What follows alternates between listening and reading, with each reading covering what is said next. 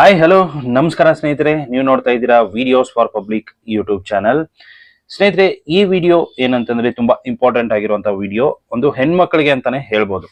So ಏನಂತಂದ್ರೆ ಹೆಣ್ಮಕ್ಳಿಗೆ ಅಂತಾನೆ ಒಂದು ಉಚಿತವಾಗಿ ಹೊಲಿಗೆ ಯಂತ್ರಗಳನ್ನ ಕೊಡ್ತಿದ್ದಾರೆ. ಅಂತಂದ್ರೆ ನೀವೇನಾದ್ರೂ ಸ್ವಂತವಾಗಿ ಏನಾದ್ರೂ ಮನೆಯಲ್ಲಿ ಏನಾದ್ರೂ ಮಾಡ್ಬೇಕು ಅನ್ಕೊಂಡಿದ್ರಪ್ಪ ಅಂತಂದ್ರೆ, ಸೊ ನಿಮ್ಗೆ ಏನಾದ್ರೂ ಸ್ಟಿಚಿಂಗ್ ಬಗ್ಗೆ ನಾಲೆಜ್ ಇದ್ದು, ಅಂದ್ರೆ ಸ್ಟಿಚಿಂಗ್ ಮಾಡೋದಿಕ್ಕೆ ಒಂದು ಇಂಟ್ರೆಸ್ಟ್ ಇದ್ರೆ ನೀವೇನ್ ಮಾಡ್ಬೋದಪ್ಪ ಅಂತಂದ್ರೆ ಹೊಲಿಗೆ ಯಂತ್ರಕ್ಕೆ ನೀವೇನ್ ಮಾಡ್ಬೋದು, ಗೌರ್ಮೆಂಟ್ಗೆ ಅರ್ಜಿಯನ್ನ ಸಲ್ಲಿಸಬಹುದು.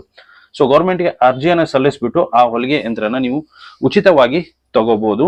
ಸೊ ಅದಕ್ಕೆ ಆನ್ಲೈನ್ ಅಲ್ಲಿ ಅಪ್ಲಿಕೇಶನ್ ಅನ್ನ ಕರೆದಿದ್ದಾರೆ. ಸೊ ಯಾವ ತರ ಅಪ್ಲಿಕೇಶನ್ ಅನ್ನ ಹಾಕೋದು ಏನು ಅನ್ನೋದನ್ನ ಕಂಪ್ಲೀಟ್ ಡೀಟೇಲ್ ಆಗಿ ನಾನು ನಿಮ್ಗೆ ಈ ವಿಡಿಯೋದಲ್ಲಿ ತೋರಿಸ್ಕೊಡ್ತೀನಿ. ಸೊ ಅದೇ ರೀತಿ ಏನೆಲ್ಲ ಡಾಕ್ಯುಮೆಂಟ್ಸ್ ಬೇಕಾಗುತ್ತೆ, ಯಾವ ತರ ಅಪ್ಲೈ ಮಾಡೋದು ಏನು, ಕಂಪ್ಲೀಟ್ ಡೀಟೇಲ್ ಆಗಿ ನಾನು ನಿಮ್ಗೆ ವಿಡಿಯೋದಲ್ಲಿ ತೋರಿಸ್ತೀನಿ. ವಿಡಿಯೋನ ಕೊನೆವರೆಗೂ ನೋಡಿ. ಅದೇ ರೀತಿ ಚಾನಲ್ಗೆ ಹೊಸದಾಗಿರೋ ದಯವಿಟ್ಟು ಸಬ್ಸ್ಕ್ರೈಬ್ ಮಾಡ್ಕೊಡಿ. ವಿಡಿಯೋಗೆ ಒಂದು ಲೈಕ್ ಮಾಡೋದನ್ನ ದಯವಿಟ್ಟು ಮರಿಬೇಡಿ. ಸ್ನೇಹಿತರೆ, ಇಲ್ಲಿ ನೋಡ್ಬೋದು 2024-25ನೇ ವರ್ಷದಲ್ಲಿ ಗ್ರಾಮೀಣ ಕುಶಲಕರ್ಮಿಗೆ ಉಚಿತ ಸುಧಾರಿತ ಟೂಲ್ ಕಿಟ್ ಗಾಗಿ ಅರ್ಜಿ ಖಾದಿ ಮತ್ತು ಗ್ರಾಮೋದ್ಯಾರ. ಇಲ್ಲಿ ನೋಡ್ಬೋದು ಎರಡು ತರ ಒಂದು ಬಂದಿದೆ ಇಲ್ಲಿ, ಹೊಲಿಗೆ ಯಂತ್ರ ಮತ್ತೆ ಟೂಲ್ ಕಿಟ್ ಅಂತ. ಸೊ ನಮ್ಗೆ ಏನಪ್ಪಾ ಅಂತಂದ್ರೆ ನಮಗೆ ಹೊಲಿಗೆ ಯಂತ್ರ ಅಪ್ಲಿಕೇಶನ್ ಹಾಕ್ಬೇಕು. ಸೊ ಅರ್ಜಿ ಸಲ್ಲಿಸಲು ಇಲ್ಲಿ ಕ್ಲಿಕ್ ಮಾಡಿದಂತೆ ಇಲ್ಲಿ ಕ್ಲಿಕ್ ಮಾಡೋಣ.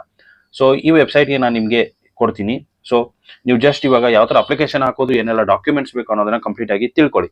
ಸೊ ಅದನ್ನೆಲ್ಲ ತಿಳ್ಕೊಂಡ್ರಪ್ಪ ಅಂತಂದ್ರೆ ನಿಮ್ಗೆ ಈಸಿಯಾಗಿ ಏನಾಗುತ್ತೆ, ನೀವು ಅಪ್ಲಿಕೇಶನ್ ಅನ್ನ ಸಬ್ಮಿಟ್ ಮಾಡ್ಬೋದು. ಸೊ ಇವಾಗ ಏನೆಲ್ಲ ಡಾಕ್ಯುಮೆಂಟ್ಸ್ ಬೇಕಾಗುತ್ತೆ. ಸೊ ಇದೇನಪ್ಪಾ ಅಂತಂದ್ರೆ ನಾರ್ಮಲ್ ಒಂದು ಹೊಲಿಗೆ ಯಂತ್ರನ ಕೊಡಲ್ಲ. ಇದೇನಪ್ಪಾ ಅಂತಂದ್ರೆ ಎಲೆಕ್ಟ್ರಿಕಲ್ ಮೋಟರ್ ಬರುತ್ತೆ ಇದಕ್ಕೆ. ಸೊ ಮೋಟರೈಸ್ಡ್ ಒಂದು ಏನು ಸಿವಿಂಗ್ ಮಷಿನ್ ಬರತ್ತಲ್ಲ, ಸೊ ಆ ಒಂದು ಮಷಿನ್ ಅನ್ನ ಇಲ್ಲಿ ನಿಮ್ಗೆ ಕೊಡ್ತಾರೆ. ಸೊ ಏನೆಲ್ಲ ಡಾಕ್ಯುಮೆಂಟ್ಸ್ ಬೇಕಾಗುತ್ತೆ ಅನ್ನೋದನ್ನ ನೋಡೋಣ. ಮೊದಲಿಗೆ ಏನಪ್ಪಾ ಅಂತಂದ್ರೆ ಪಾಸ್ಪೋರ್ಟ್ ಗಾತ್ರದ ಭಾವಚಿತ್ರ.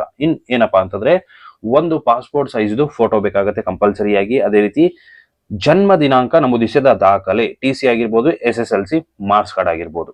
ಸೊ ಎರಡರಲ್ಲಿ ಯಾವ್ದಾದ್ರು ಒಂದು ಡಾಕ್ಯುಮೆಂಟ್ ಬೇಕಾಗತ್ತೆ. ಅದೇ ರೀತಿ ಶೈಕ್ಷಣಿಕ ಅರ್ಹತೆ, ನೀವು ಅಂತಂದ್ರೆ ಒಂದು ಏನಪ್ಪಾ ಅಂತಂದ್ರೆ ಮಾರ್ಕ್ಸ್ ಕಾರ್ಡ್. ಸೊ ನೀವು ಎಷ್ಟು ಓದಿರ್ತೀರಾ ಆ ಒಂದು ಮಾರ್ಕ್ಸ್ ಕಾರ್ಡ್. ಸೊ ಲಾಸ್ಟ್ ಅಲ್ಲಿ ಎಲ್ಲಿವರೆಗೂ ಓದಿರ್ತೀರಲ್ಲ, ಸೊ ಅಲ್ಲಿವರೆಗೂ ಲಾಸ್ಟ್ ಒಂದು ಮಾರ್ಕ್ಸ್ ಕಾರ್ಡ್ ನಿಮ್ಗೆ ಬೇಕಾಗತ್ತೆ.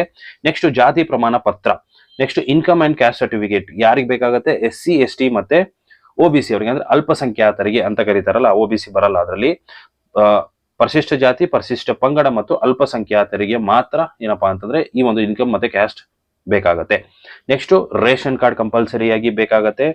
ಇನ್ನೊಂದು ಮೇನ್ ಡಾಕ್ಯುಮೆಂಟ್ ಏನಂತಂದ್ರೆ ಆಯಾ ಗ್ರಾಮ ಪಂಚಾಯಿತಿಯ ಪಂಚಾಯತ್ ಅಭಿವೃದ್ಧಿ ಅಧಿಕಾರಿಗಳಿಂದ ಹೊಲಿಗೆ ವೃತ್ತಿ ಮಾಡುತ್ತಿರುವ ಬಗ್ಗೆ ದೃಢೀಕರಣ ಪ್ರಮಾಣ ಪತ್ರ. ಅಂತಂದ್ರೆ ನಿಮ್ಮ ಒಂದು ಗ್ರಾಮ ಪಂಚಾಯಿತಿಯಲ್ಲಿ ಇರುವಂತಹ PDO ಕಡೆಯಿಂದ ಒಂದು ಡಾಕ್ಯುಮೆಂಟ್ ಬೇಕಾಗುತ್ತೆ. ಅಂದ್ರೆ ಅವರು ಒಂದು ಬರೆದು ಕೊಡ್ತಾರೆ. ಸೊ ನೀವು ಒಂದು ಟೈಲರಿಂಗ್ ಮಾಡ್ತೀರಾ, ನಿಮ್ಗೆ ಒಂದು ಟೈಲರಿಂಗ್ ಮಾಡೋದು ಗೊತ್ತಿದೆ ಅಂತ ಒಂದು ಏನಪ್ಪಾ ಅಂತಂದ್ರೆ ಅವರು ಬರೆದು ಕೊಡ್ತಾರೆ. ಬರೆದ್ಬಿಟ್ಟು ಸೀಲ್ ಹಾಕ್ಬಿಟ್ಟು ಅವ್ರದ್ದು ಒಂದು ಸಿಗ್ನೇಚರ್ ಹಾಕಿ ಕೊಡ್ತಾರೆ. ಒಂದು ದೃಢೀಕರಣ ಪತ್ರ ಅಂತ ಕರೀತಾರೆ.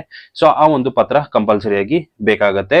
ನೆಕ್ಸ್ಟ್ ಸರ್ಕಾರಿ ನೌಕರರು ಅಥವಾ ಅವರ ಅವಲಂಬಿತರು ಅರ್ಜಿ ಸಲ್ಲಿಸಲು ಅರ್ಹರಾಗಿರುವುದಿಲ್ಲ.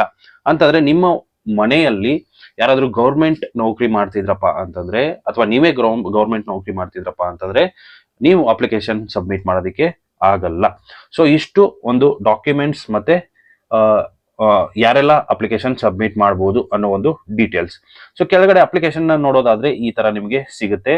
ಇಲ್ಲಿ ನೋಡ್ಬೋದು, ಮೊದಲಿಗೆ ಅರ್ಜಿ ಸಲ್ಲಿಸುತ್ತಿರುವ ಜಿಲ್ಲೆಯ ಹೆಸರು ಅಂತ ಕೇಳಿದ್ದಾರೆ. ನೀವು ಜಿಲ್ಲೆ ಸೆಲೆಕ್ಟ್ ಮಾಡ್ಕೊಳ್ಳಿ. ಅದೇ ರೀತಿ ತಾಲೂಕು ಸೆಲೆಕ್ಟ್ ಮಾಡ್ಕೊಳ್ಳಿ. ನೆಕ್ಸ್ಟ್ ನಿಮ್ಮ ಹೆಸರು, ತಂದೆ ತಾಯಿ ಅಥವಾ ಗಂಡನ ಹೆಸರು. ನೆಕ್ಸ್ಟ್ ಲಿಂಗ ಹೆಣ್ಣು ಕಂಪಲ್ಸರಿಯಾಗಿ ಅದೇ ಇರುತ್ತೆ. ನೆಕ್ಸ್ಟ್ ಜಾತಿ ಮತ್ತೆ ಪ್ರವರ್ಗನ ಸೆಲೆಕ್ಟ್ ಮಾಡ್ಕೊಳ್ಳಿ. ಮೊಬೈಲ್ ನಂಬರ್ ಹಾಕಿ, ಇಮೇಲ್ ಹಾಕಿ, ರಾಜ್ಯದ ಹೆಸರನ್ನ ಹಾಕಿ, ಅಡ್ರೆಸ್ ಹಾಕಿ ಕಂಪ್ಲೀಟ್ ಆಗಿ.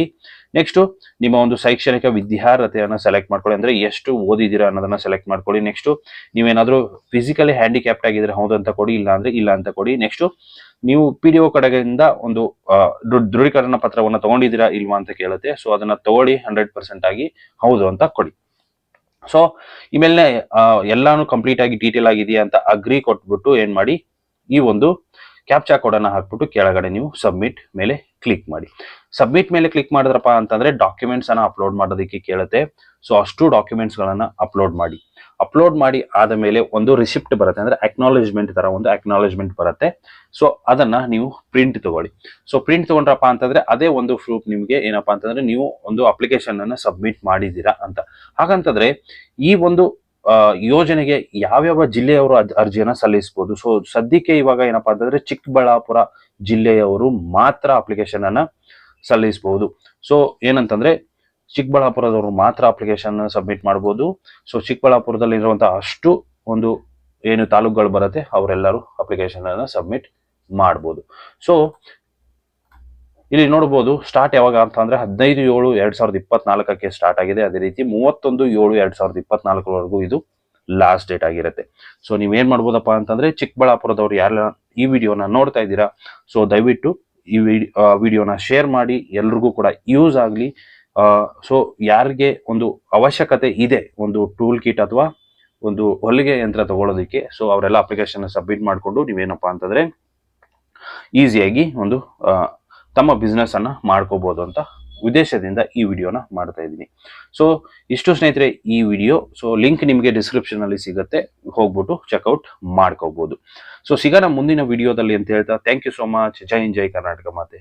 ನಮಸ್ಕಾರ.